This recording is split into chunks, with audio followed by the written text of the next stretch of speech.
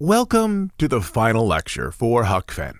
In this short lecture, we're going to take a look at only two questions as a way of concluding our discussion.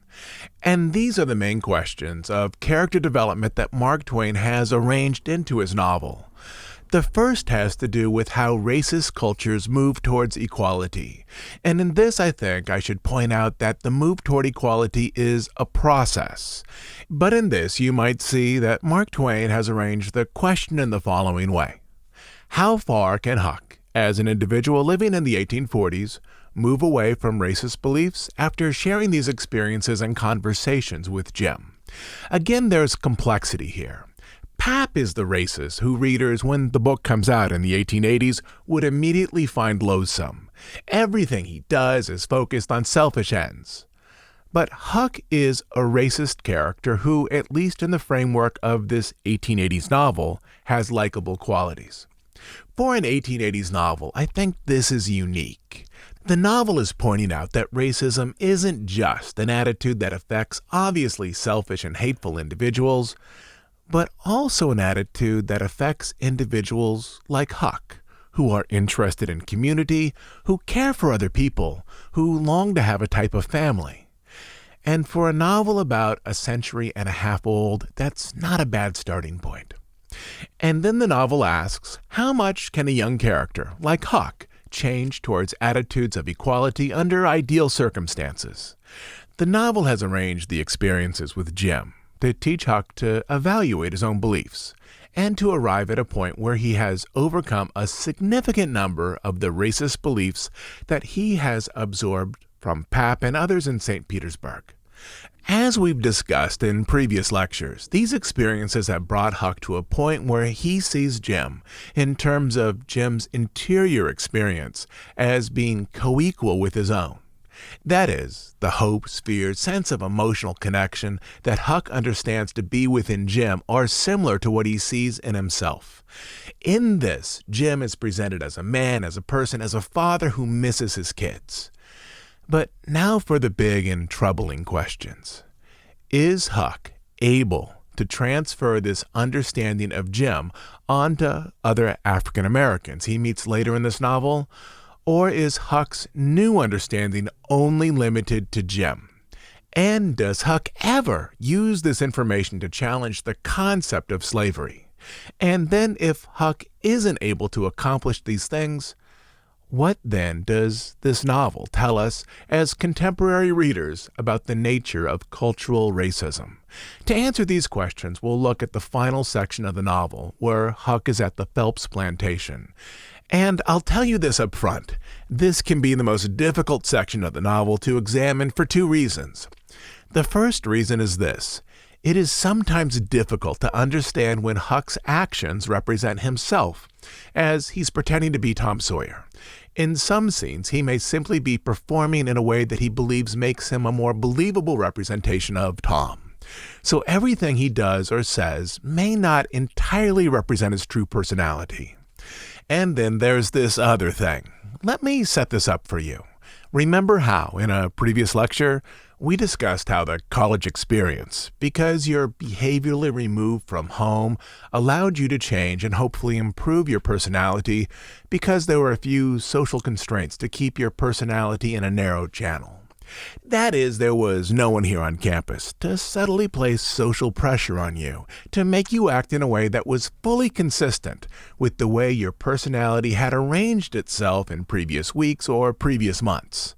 And then we also talked about when college students go home, particularly in their first or second years, they often find themselves falling back into behavioral or personality patterns they had when they were 17 or 18. The reason why this happens? Well, parents and friends expect you to be roughly who you were the last time they spent significant time with you, and simply it's difficult to disappoint them. The same thing happens in our novel. Once the real Tom Sawyer shows up, Huck is again deferential to him and falls back into some of his personality traits that he had while he was living in St. Petersburg. In terms of social presence, Tom is a forceful individual and is used to being the leader. Huck is far more of a watcher, a person who likes time by himself, and in group situations, he can be a follower, or perhaps he can be the person who helps those who are in charge, like a vice president of a club. These things appear to be their innate personalities, and once they are back together again, their history, which stretches over many years, again shapes their interactions. Tom is the leader of this club, and Huck is something like the vice president of this club, who asks questions but mostly defers to Tom. That's an issue as well, because this social arrangement likely limits how much of Huck's new perspective define his actions. But also, that's how life works in terms of arranging a new, better version of yourself with people you have known for many years.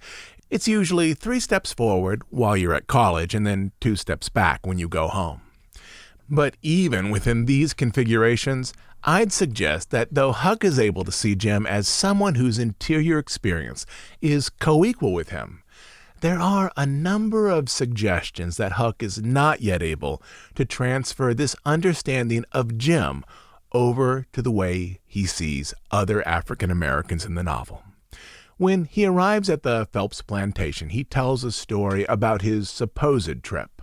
And again, to prepare you, the following passage has some charged racial language. I see I got to invent a bar, or forget the name of the one we got aground on, or now I struck an idea and fetched it out. It warn't a grounding. That didn't keep us back but a little. We blowed out a cylinder head. Good gracious! Anybody hurt? No'm, killed a nigger. This passage is from the section where Huck first arrives at the Phelps plantation. Huck is pretending to be a relative in order to help Jim. In a couple of pages, Huck will settle into the character of Tom Sawyer. So is this really Huck here, or is Huck mimicking the attitudes around him, pretending to be part of the Phelps family so he can reach Jim? I'm not entirely sure. But this is Huck using a word that means property to describe African Americans still at this point in his journey. Perhaps Huck is role-playing the values he sees in the Phelps family to some extent for a greater good, perhaps not as well.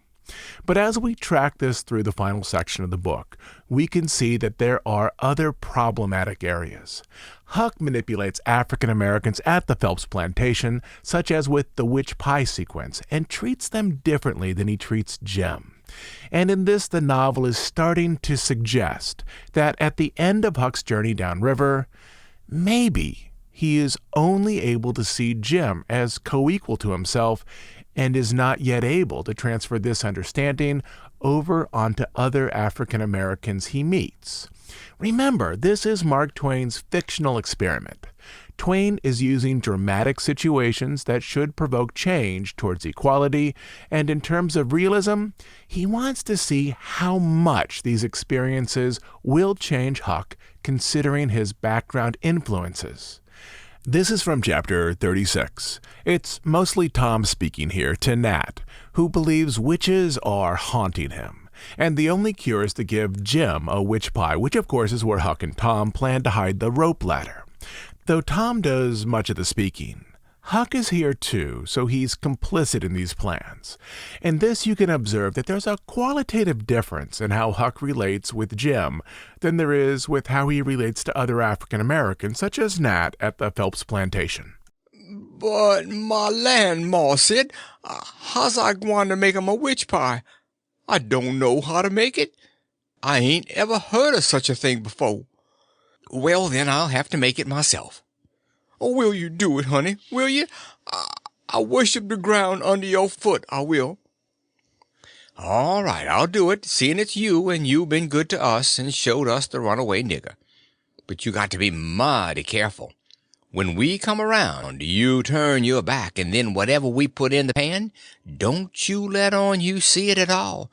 And don't you look when Jim unloads the pan. Something might happen. I don't know what. And above all, don't you handle the witch things. This trick with the witch pie is designed to help Jim escape, again after long dramatic preparations insisted on by Tom. The end result here, through a circuitous route, is a social good. But from another perspective, this trick is not all that different than the one Huck played on Jim after they were separated by the fog. So there's difficult moral territory here as well. And then there's this other issue, the issue of whether Huck ever, even in his head, challenges the legal concept of slavery. I think it's clear that Huck's understanding of Jim certainly changes. He sees Jim as a man, as a father, as a friend, as a person very much like himself. The novel brings Huck to a point where he can see the othering that has been inflicted on Jim. That is, for Jim, Huck can see beyond the pejorative white narrative of the 1840s that says people of non-white backgrounds are different. Huck can see the fiction of this. White people in his town have attributed qualities to people of color, which Huck, through experience, has found to be untrue. At least in terms of Jim, Huck can see a oneness between the type of personhood Huck has and the type of personhood Jim has, even if this understanding, at least for now, is mostly limited to Jim. But does Huck ever challenge the legal view that claims Jim is property? And this material is even more difficult. Huck continually sees his goal as stealing Jim out of slavery. And language here matters. You rescue people, you steal property. Language is a way of understanding how much of Huck's mind has been able to change. In Chapter 34, Huck goes along with Tom's ludicrously elaborate plan to steal Jim out of the cabin. Huck never stands up to Tom, even though Jim has become an important friend. And maybe it's possible to view Huck here as being deeply influenced by the social roles he shares with Tom. For years, he's always allowed Tom to call the shots, and maybe Huck, as a 12 or 13-year-old, doesn't yet have the strength of personality to stand up to Tom. But also in all of this, Huck, even in his narration, never negates the idea that Jim should be stolen instead of rescued. Pretty soon, Tom says, "Ready?" "Yes," I says. "All right, bring it out." "My plan is this," I says. "We can easy find out if it's Jim in there. Then get up my canoe tomorrow night and fetch my raft over from the island. Then the first dark night that comes steal the key out of the old man's britches after he goes to bed, and shove off down the river on the raft with Jim, hiding daytimes and running nights, the way me and Jim used to do before. Wouldn't that plan work?" "Work? Why, certainly it would work, like rats a fighting. But it's too blame simple. There ain't nothing to it. What's the good of a plan that ain't no more trouble than that? It's as mild as goose milk. Why, Huck, it wouldn't make no more talk than breaking into a soap factory. I never said nothing because I warn't expecting nothing different, but I knowed mighty well that whenever he got his plan ready, he wouldn't have none of them objections to it." And this attitude is echoed even at the end of the novel. Jim only gains his freedom because ownership of himself was willed to him by Miss Watson. The doctor who is there for this revelation says that Jim is worth at least $1,000, and Huck, at least publicly here, doesn't object to Jim being viewed as a commodity with a dollar value, as a person of property. Many critics see the final third of Huck Finn as the weakest section of the novel, largely because the drama doesn't force Huck further down his path toward change. But maybe that's also the point of Mark Twain's experiment, that this is one of its final lessons. If Twain's experiment was to see if a boy raised in a racist culture could utterly be transformed by his travels with Jim, the answer is, at least inside of this novel, no, he can't, not fully. Has Huck made progress toward views of equality? Yes, he has. But he's only been able to see Jim as a person who, in terms of interior experience, is co-equal to himself. Huck's understanding of Jim has changed. Huck's relationship with Jim has been transformed. But there's nothing in the novel that suggests that Huck has been able to transfer this understanding from Jim to other African Americans around him. And has Huck challenge the legal concept of slavery? No, that never happens. At the end, Jim receives his freedom because it's given to him, not because, as a person, Jim is seen by Huck as being an individual who has an intrinsic right to freedom. And this is troubling, not because it reveals about Huck so much, but in terms of what it reveals about American culture, assuming Mark Twain is correct.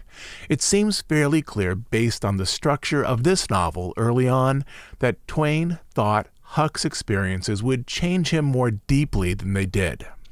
But this doesn't happen through the drama of the story, I'd wager, because in a novel of realism, characters must act in a way that is deeply plausible.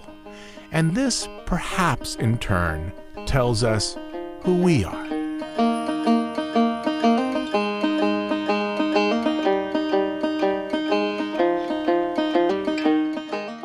About a century and a half ago, Mark Twain was diagnosing the future of America's struggle to move beyond its racist past, and this can be a message for us today.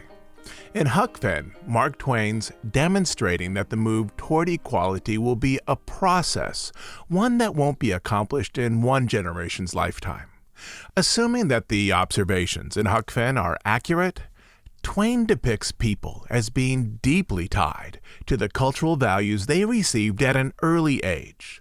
Huck is able to change, but he's only able to change a little, to see Jim as co-equal to himself. It seems, based on his background, that he's unable to move much beyond this point, at least by the time the novel closes. And the takeaway here is this: the struggle toward equality is unlikely to be accomplished in one generation. And so those wishing to move toward equality may be wise to view their plans as laid out over decades or even generations, rather than being accomplished in a few years. That, I think, is one of the observations the book offers. This struggle is something that we must engage, and our children must engage, and sadly our grandchildren too, as racism, once it's inside of a culture, will take determination and perseverance to remove. Again, this is assuming the novel is correct in its outlook. And there's another takeaway on a more personal level. The novel depicts people as having their conscience developed by ideas they receive when they are young, even if some of those ideas are a type of social evil. Huck is told that people can be property, and for large sections of this book he feels as though he's abandoning a moral code if he puts the idea of slavery aside. This book also seems to suggest that at a certain point in life, each of us should examine the values we received when we were young and ask ourselves, even if these ideas have a felt sense of being right, do we still believe that each of these concepts is right and just? Because if Mark Twain is correct, our so-called conscience is not a moral compass of absolute right and wrong. Rather, it's an emotional framework arranged by those values we observed and absorbed when we were young. And lastly, there's this one last question that pertains to the book. Where will Huck find a new home? As that was his original goal when he left St. Petersburg. He's been traveling downriver, looking for a place where the community values relate to those values he has been developing as an individual. And each time he's gone ashore, he's been disappointed. At the end of the book, Mark Twain seems to suggest that there's something deeply damaged about the culture of the American South, as Huck Finn can't find a new home there. Instead of staying in the South, Huck decides that he's going to do that archetypal American thing of the 1800s. That when a home city doesn't support a person emotionally or intellectually or financially, they simply move west and look for a new city that they can help define. And so at the end of this book, Huck decides that he doesn't want to become part of the civilization he sees around him. Instead, he'll go west. Specifically, he says, "But I reckon I gotta light out for the territory ahead of the rest, because Aunt Sally, she's gonna adopt me and civilize me, and I can't stand it. I've been there before." And with this at the end of the book, Huck looks west toward the great unknown, as the unknown to him seems better than the society he's seen so far in his life. In closing our lectures on Huck Finn, I'd like to return to where we started. I realize that this novel can be a challenging work for students to consider in large part because of its language and social depictions. But at this point, I hope you can also see that this is a novel that not only changed nearly all of American fiction that followed it, but also this is a novel that can help us better understand issues of equality today, both in terms of the historical struggle and in shaping a framework to make progress toward a better society that hopefully lays ahead for all of us.